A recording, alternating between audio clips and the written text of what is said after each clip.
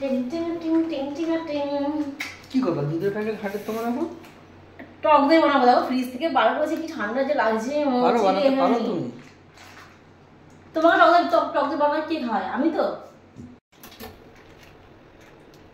1 kilo দুধের টক দই বানাবো। এই দুধটা ভালো করে জাল দেবো।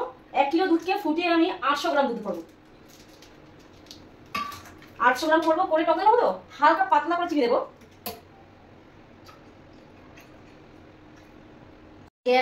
আমি গ্যাসটা অন করে দুধটা আমি বসিয়ে দিয়েছি। আর এর মধ্যে দেবো আমি একটু, জানো কি, এর মধ্যে দেবো আমি 10 টাকা দামের আমুল দুধের পাতা। তাহলে আমার টক দইটা খুব টেস্ট হবে।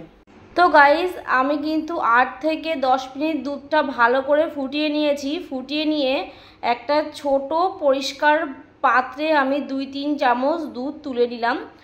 ওই তো দুধটার মধ্যে আমি গুঁড়ো আমুল দুধের প্যাকেট 10 টাকা দামে, সেটা কিন্তু ভালো করে মিশিয়ে নেব। ভালো করে মিশিয়ে আমি কিন্তু এই দুধটা কিন্তু ওই পাত্রের মধ্যে ঢেলে দেবো। আর দোকান থেকে কিন্তু খুব ভালো টেস্টি, কিন্তু খুব স্বাদ হবে। কিন্তু দোকান থেকে কিন্তু খুব ভালো স্বাদ হবে। ও একটা কথা তোমাদের বলে দিই, আমি কিন্তু টক মিষ্টি মানে দই বানাচ্ছি। তো দেখো আমার কিন্তু বেশ ফোটানো হয়ে গেছে। এবার আমি এটা নামিয়ে দেব। তোমার দুধ ফোটানো হয়ে গেছে, আমি গ্যাসও অফ করে দিলাম। এবার আমি এই দুধটা নিয়ে যাব পাখার তলে। হালকা দুধটা আমার ঠান্ডা করতে, মানে হালকা দুধটা হালকা গরম হবে। আমি তাহলে ফ্যান ছেড়ে দুধটা ঠান্ডা করে নিই।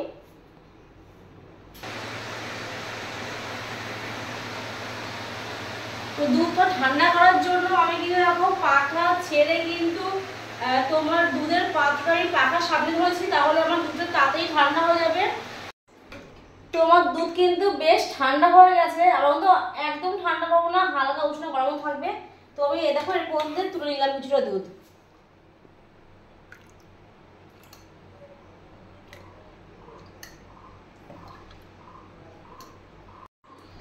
দুধ তুলে নিলাম, তার মধ্যে আমি দেখো এটা কিন্তু 100 গ্রামের টক দই। এখান থেকে আমি হাফ মতন টক দই নিয়ে নেবো, হাফ আর পুরোটা নিয়ে নেবো।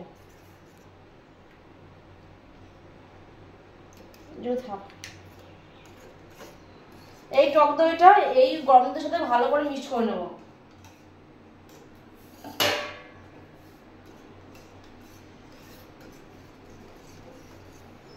ভালো করে আমি গুলে নিয়েছি। এবার আমি এইটা এর মধ্যে দিয়ে দেব।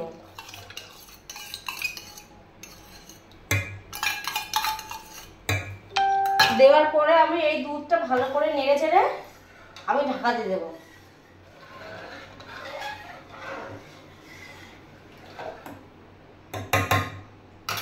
নাড়া হয়ে গেল। এবার আমি একটা ভালো সুন্দর পাত্র নিয়ে দুধটা আমি ঢাকা দিয়ে একটা সেফ জায়গায় রেখে দেব। 5 ঘন্টা পরে এটা কিন্তু আমি ফ্রিজে রাখবো না, এখন কিন্তু আমি একটা অন্য জায়গায় রেখে দেব।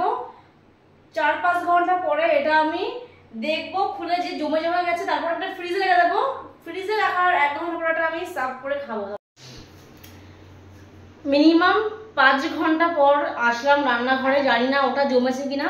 তো দেখি, এখনই তোমাদের সামনে আমি সেই যে ঢাকাতে রেখেছি, আর এখন আমি ঢাকনা খুলে দেখবো জমেছে কিনা।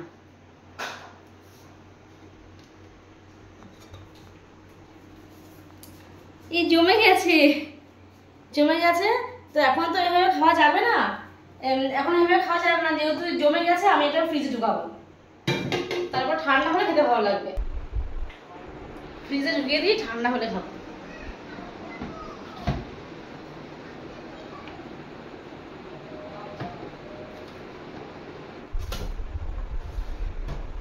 এই ফ্রিজে রেখে দিলাম। তো ফ্রিজ থেকে বার করে দই নিয়ে আসলাম। কালকে আমি আবার একবার গেছিলাম, তো তখন না ফ্রিজের দইটা না মানে ঠান্ডা হয়নি। তো আমি দই আমার রেডি। এবার আমি কাটবো, কেটে দেখো একদম জমে গেছে। ঠিক আছে, একদম দোকানের মতন লাগছে না, দোকানের দুধের মতন। টক দই করেছি। তো তোরা থাক, আমি খেয়ে নিই কেমন টেস্ট হয়েছে।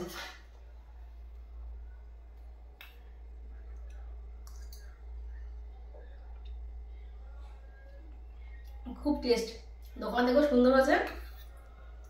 কি দিস?